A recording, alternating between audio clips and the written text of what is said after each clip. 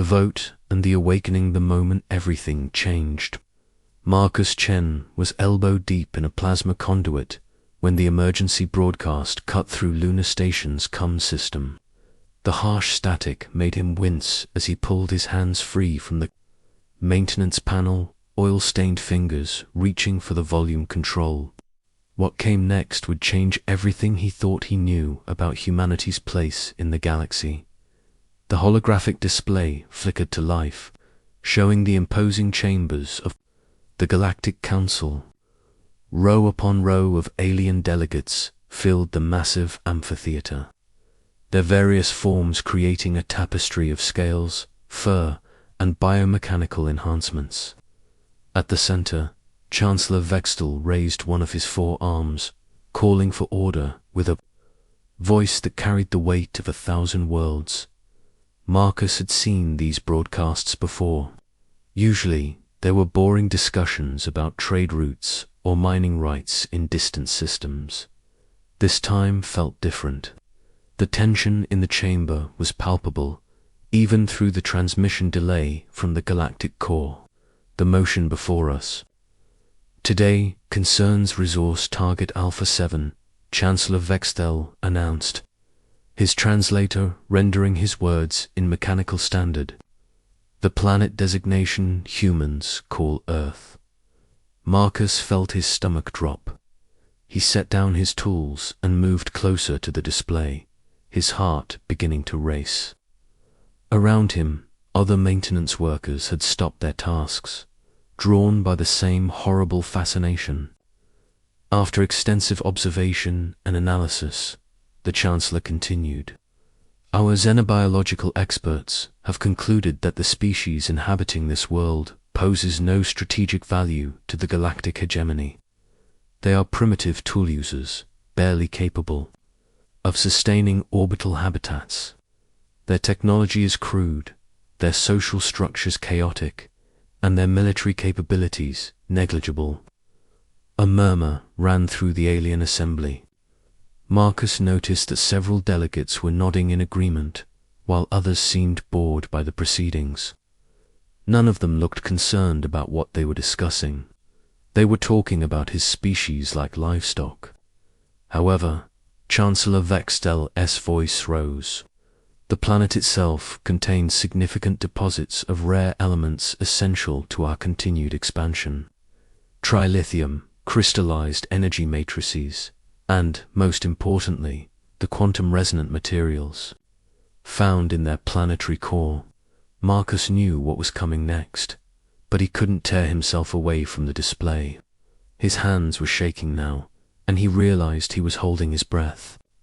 "Therefore, I call for a formal vote on Resolution 2847, the immediate military occupation and resource extraction of Target Alpha 7, with full sterilization protocols for the indigenous population." The words hit Marcus like a physical blow. Sterilization protocols. They weren't just talking about invasion. They were talking about genocide. The systematic extermination of every human being in existence, all for the metals buried beneath Earth's crust. One by one, the delegates cast their votes. The display showed the tally in real time. 847 votes in favor, 3 against. It wasn't even close. Humanity had been sentenced to death by beings who saw them as nothing more than pests infesting valuable real estate. The hidden truth as shock began to give way to rage. Marcus's personal communicator buzzed with an encrypted message. The sender's ID made his blood run cold.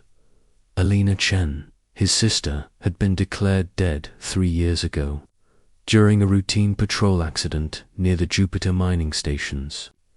Seeing her name now felt like seeing a ghost. The message was short. "Lunar Station Maintenance Base 7. Come alone, tell no one. The vote changes everything." Marcus looked around the maintenance bay. His co-workers were still glued to their screens, watching in horror as the Galactic Council discussed timetables for Earth's destruction. None of them noticed as he slipped away, his mind reeling with questions. How was Alina alive? Where had she been for 3 years? And why was she contacting him now, of all times? Maintenance Bay 7 was supposed to be sealed for atmospheric leaks.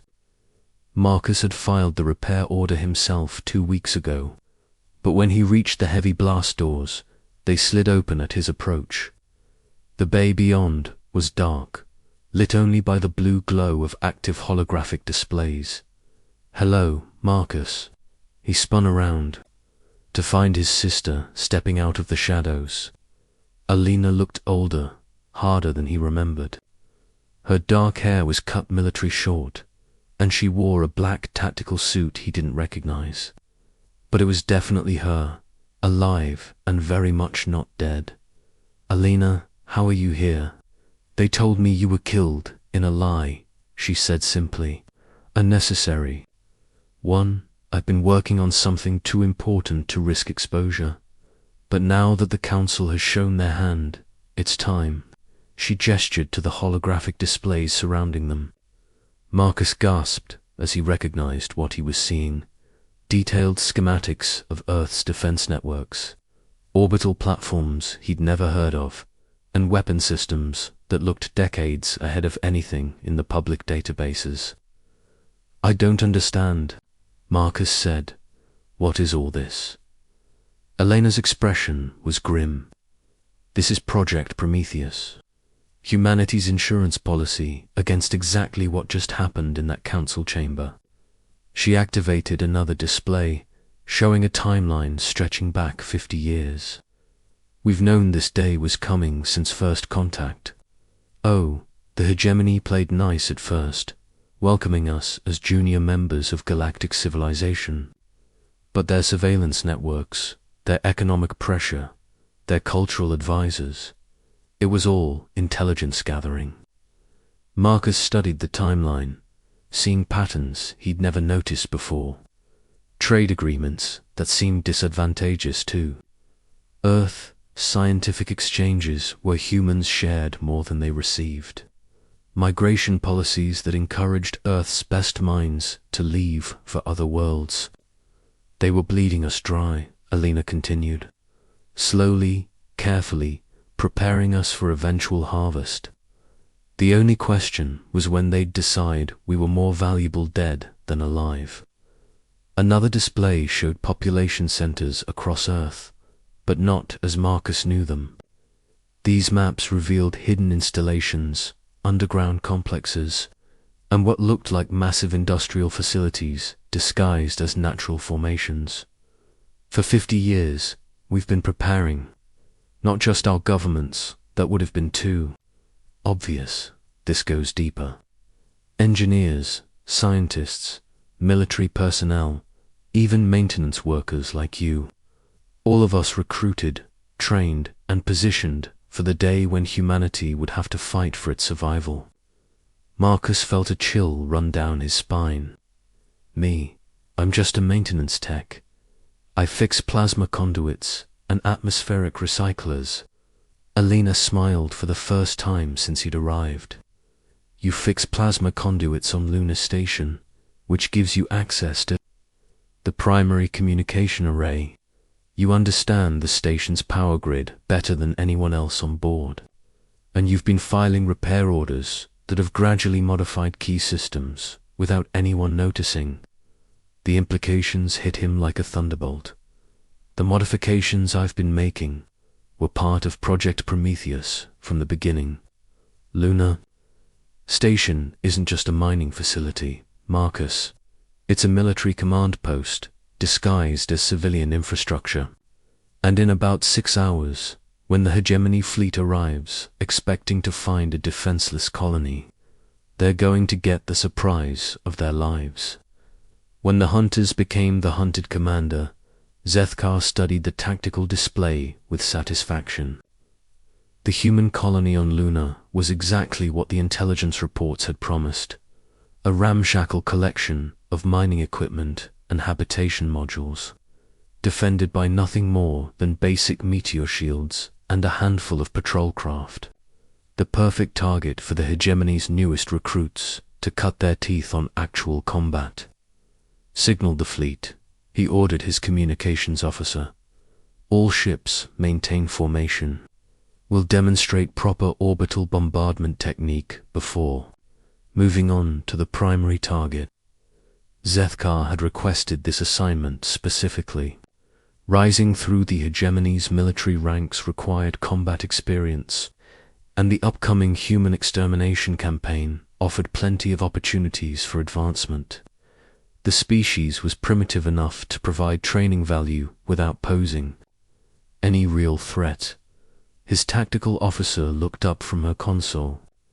"Commander, we're receiving a transmission from the human facility." "Put it through," Zethkar said. He was curious to hear what these primitives would say when faced with overwhelming force. Would they beg, offer tribute? The intelligence files suggested humans were emotional creatures, prone to irrational behavior when threatened. The transmission crackled to life, and a human female appeared on the main screen. She wore what looked like a military uniform, though Zethkar didn't recognize the design.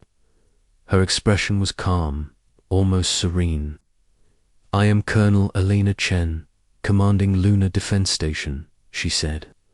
"You are in violation of human territorial space. You have exactly 60 seconds to reverse course and leave this system." Zethkar burst into laughter, and similar sounds of amusement came from several bridge officers. "Human, you are addressing Commander Zethkar of the Galactic Hegemony. Your species has been marked for resource extraction. Surrender now, and your deaths will be swift." Elena's expression didn't change. 30 seconds, Commander." "This is ridiculous," Zethkar muttered, then raised his voice. "Weapons officer, target their main habitat module. Single fusion torpedo should be sufficient to make our point." "Firing solution locked," came the reply. 10 seconds, Elena said. Calmly. Zeth, single quotes, KAR, was about to give the order to fire when his sensor officer shouted an alarm. "Commander." Energy readings spiking across the entire lunar surface. "I'm detecting massive power signatures, weapons-grade energy buildups in multiple locations." The main display shifted to show Luna's surface, and Zethkar felt his confidence evaporate. What had appeared to be mining equipment was transforming before their eyes. Cargo containers split open to reveal missile batteries. Rock formations shed their camouflage to expose plasma cannons, and rising from concealed launch bays came ships sleek, aggressive-looking craft that definitely weren't in any hegemony database. "Time's up," Elena said. The attack came from every direction at once. Lunar Station's hidden weapons opened fire. In perfect coordination, their energy beams cutting through Zethkar's formation like it was made of paper. The human ships moved with impossible speed and precision. Their weapon systems, far more advanced than anything the intelligence reports had suggested. In less than 30 seconds, half of Zethkar's fleet was burning wreckage. The survivors were in full retreat, their communications channels filled with panicked reports that made no sense. Humans weren't supposed to have technology like this. They weren't supposed to fight back at all. The underground awakens. Sarah Williams had spent 15 years working as a xenobiological researcher on the hegemony. Research Station Kepler 7.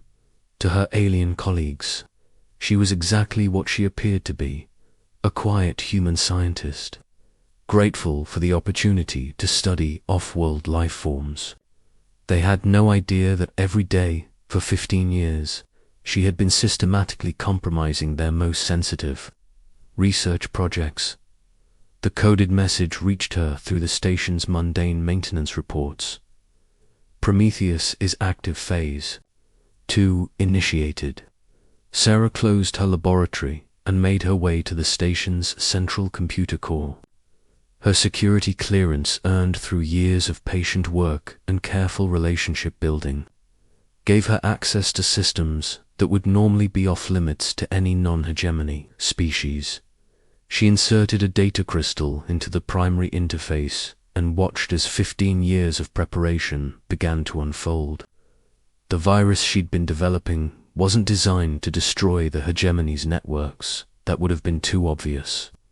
Instead, it was designed to listen, learn, and report back to Earth everything the hegemony knew about their military capabilities, strategic resources, and internal politics. But now that Project Prometheus was active, the virus had a new function: systematic sabotage. Across the station, critical systems began to fail in ways that looked like random equipment malfunctions. Life support fluctuated. Navigation computers developed mysterious errors. Most importantly, the communication array began broadcasting false reports back to Hegemony Command, describing human resistance as minimal and easily contained. Sarah wasn't alone. Similar sabotage was occurring on research stations, trading posts, and military facilities across the galaxy. Every human who had left Earth over the past 50 years, every scientist, trader, diplomat, and refugee, had been carefully vetted and prepared for this moment. The galactic hegemony had spent decades infiltrating human society, never realizing that the infiltration was mutual. They had welcomed human experts into their most sensitive facilities, never suspecting that Earth's apparent technological inferiority was the most successful deception in galactic history. As alarms began to sound throughout, Kepler 7 Sarah made her way to the evacuation pods. Her work here was done. It was time to go home and help finish what humanity had started. The message she transmitted to Earth was simple. The galaxy wanted to see what humans are capable of. Now they're going to find out. The reckoning unfolds, the counter-strike. Maria Rodriguez had never expected to command humanity's first interstellar battle fleet. 3 days ago, she had been running cargo routes between Earth and the asteroid mines. Now she stood on the bridge of the ESV Retribution, leading 12 ships through hyperspace toward the hegemony. World of Kethma. The transition from Earth's secret preparation phase to active warfare had been swift and devastating. Within hours of the hegemony's vote, human sleeper agents across the galaxy had activated their sabotage protocols. Critical infrastructure failures were cascading through the hegemony's core systems, and their military response was chaotic and uncoordinated. But Elena Chen's plan went far beyond defensive measures. If humanity was going to survive, they needed to demonstrate that the price of threatening Earth would be higher than any potential reward. Hyperspace exit in 60 seconds, reported Lieutenant Commander Park from the navigation station. All ships reporting ready for combat. Rodriguez studied the tactical display showing her small fleet. Each ship looked like a converted civilian vessel, which they had been until very recently. But hidden beneath their mundane exteriors were weapons, systems that incorporated 50 years of reverse-engineered alien technology, improved by human innovation and powered by Earth's industrial capacity. Commander Torres, status on the infiltration team. Her tactical officer looked up from his console. Sergeant Martinez's unit is in position. They've been on planet for 6 months, working as cultural exchange specialists. All sabotage targets are marked and ready. The plan for Kethma was elegant in its simplicity. The planet served as a major logistics hub for the hegemony's core worlds, coordinating supply lines and military deployments across 3 sectors. Taking it out would cripple their ability to respond to human attacks elsewhere. 30 seconds. To exit, Park, announced. Rodriguez took a deep breath. Everything humanity had worked toward for 5 decades was about to be tested in actual combat. The hegemony saw humans as primitive scavengers. They were about to learn how wrong they were. Exit hyperspace. All ships, execute Prometheus Protocol 7. The human fleet dropped out of hyperspace in perfect formation. Their approach vectors calculated to overwhelm Kethmer's orbital defenses. But before the planet's automated systems could even register the threat, Sergeant Martinez's team struck. Across the planet's surface, critical infrastructure nodes exploded in coordinated detonations. Power grids failed, communication arrays went dark, and defense platforms lost their targeting locks. The humans who had spent months studying Kethmer's vulnerabilities had done their work well. Orbital defenses are down, Torres reported. Enemy fleet scrambling from the inner system, but they won't reach us for another 20 minutes. More than enough time, Rodriguez said. All ships, target the logistics centers. I want this planet knocked back to the Stone Age. The attack was swift and merciless. Earth's ships moved with precision that stunned the hegemony defenders, their weapons cutting through shields and armor like they were made of cardboard. Within minutes, Kethmer's capacity to support military operations was reduced to smoking ruins, but Rodriguez wasn't finished. As her fleet prepared to leave the system, she opened a channel to the planet's emergency broadcast network. This is Captain Rodriguez of the Earth Defense Force. Your Galactic Council voted to exterminate my species. This is our response. For every human world you threaten, we will destroy 10 of yours. For every human life you take, we will exact a price that will make your species rue the day they decided to test humanity's resolve. She closed the channel and gave the order to jump to hyperspace. Similar attacks were already underway at Vextor Prime and the hegemony's primary fleet yards at Andromeda Station. The galaxy was about to learn that humanity's greatest strength wasn't their technology or their weapons. It was their refusal to go quietly into extinction. The hidden Histriolina Chen stood in the deepest level of Earth's Strategic Command Center, a facility that officially didn't exist. The chamber was carved from solid bedrock 3 kilometers beneath the Swiss Alps, protected by layers of shielding that would have impressed even hegemony engineers. The walls were covered with displays showing the progress of humanity's counteroffensive. Green icons marked successful sabotage operations, blue showed human fleet positions, and red indicated hegemony forces in retreat. For the first time in 3 days, Alina allowed herself to smile. The Proxima colony evacuation is complete, reported General Harrison. Elena said, all civilian populations from the outer colonies are now safely behind Earth's defensive perimeter. Alina nodded. Protecting human lives remained their top priority, but the success of their military operations was exceeding even her most optimistic projections. The hegemony's response had been confused and fragmented, exactly as Project Prometheus had predicted. Dr. Williams entered the command center, still wearing the clothes she'd arrived in after escaping from Kepler-7. Her intelligence haul from 15 years of deep cover work had been invaluable, providing Earth with detailed information about hegemony military capabilities and strategic doctrine. I've finished analyzing the intercepted communications, she said, setting down a data tablet. The Hegemony Council is in complete chaos.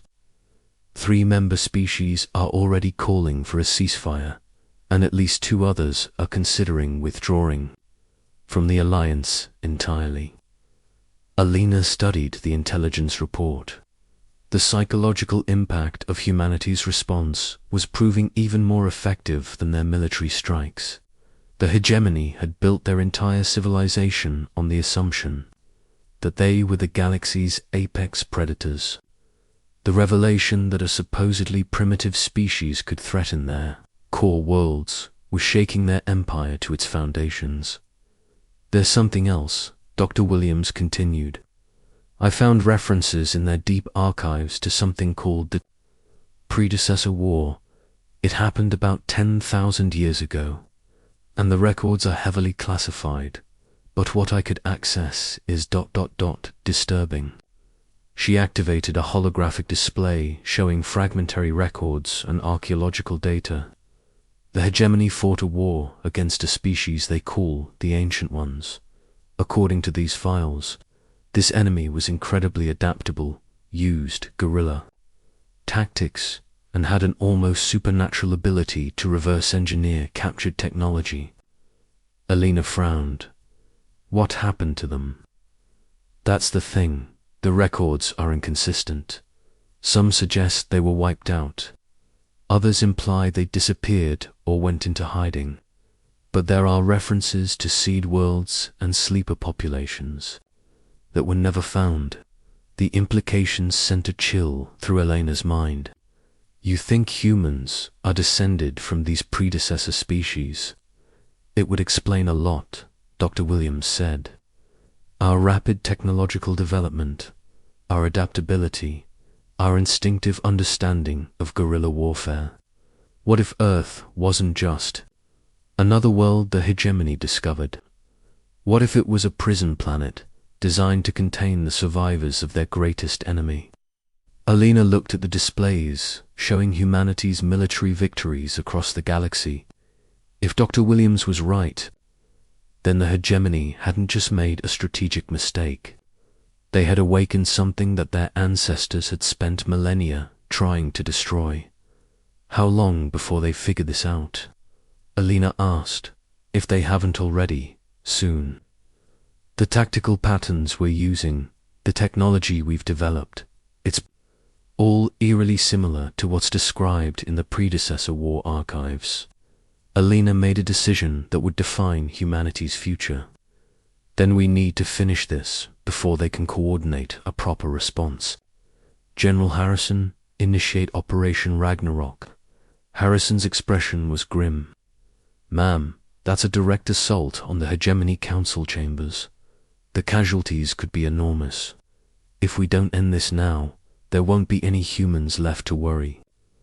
"About casualties," Alina replied. "The galaxy voted to exterminate us. Now they get to live with the consequences of that decision."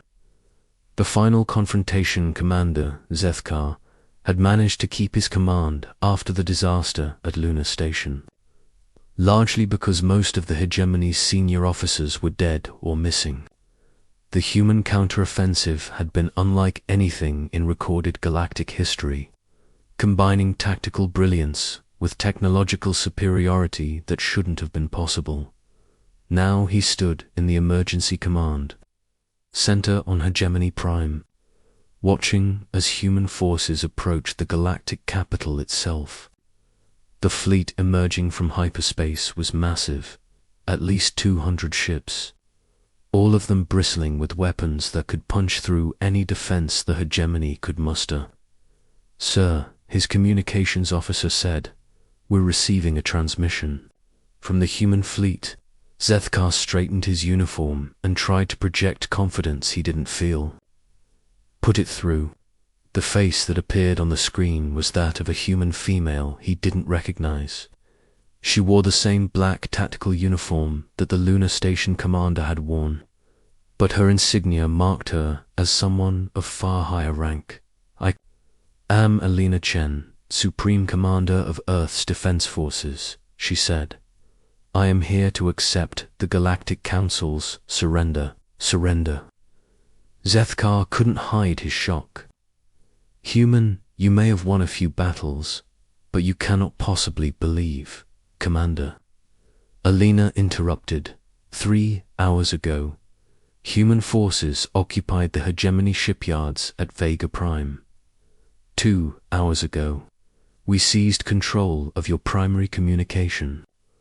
networks. 1 hour ago, we disabled the orbital defenses around every hegemony core world simultaneously. As if to emphasize her point, the displays around the command center began showing footage from across the galaxy. Human ships in orbit around dozens of worlds, hegemony facilities burning, and everywhere the black and silver flag of Earth's defense forces. You have exactly 1 hour to convene what's left of the Galactic Council, Alina continued. They will formally dissolve the hegemony and transfer administrative authority to the human colonial authority. Any species that refuses to acknowledge human sovereignty will be treated as hostile and dealt with accordingly.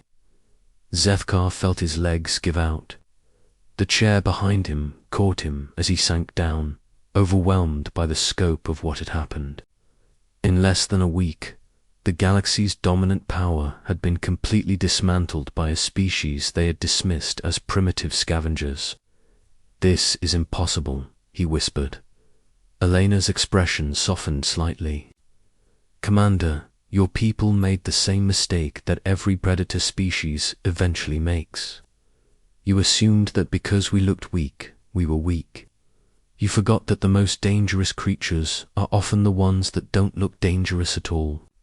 The transmission ended, leaving Zethkar alone with his thoughts and the impossible reality of humanity's victory.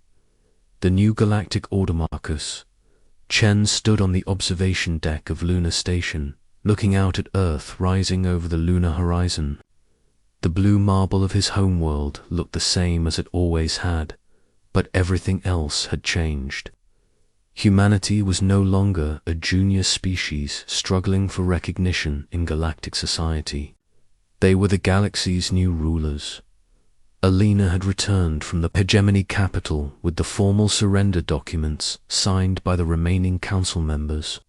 The transition of power had been surprisingly smooth once the aliens realized that resistance was futile.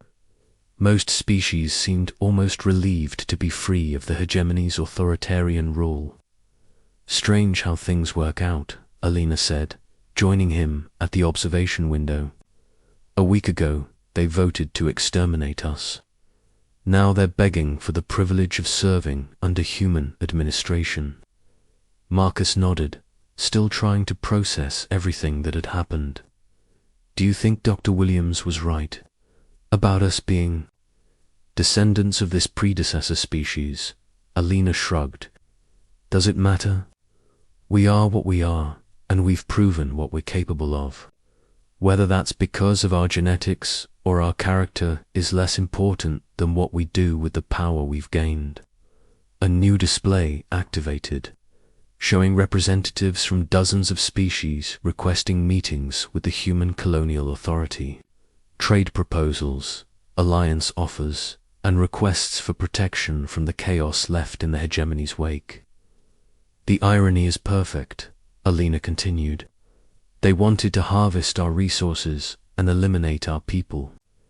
Instead, they've made us the dominant species in the galaxy. The hegemony spent thousands of years building an empire, and we conquered it in less than a week." Marcus watched as human ships patrolled the space around Earth, no longer hiding there. True capabilities. Project Prometheus had been a complete success, but he knew that the real work was just beginning.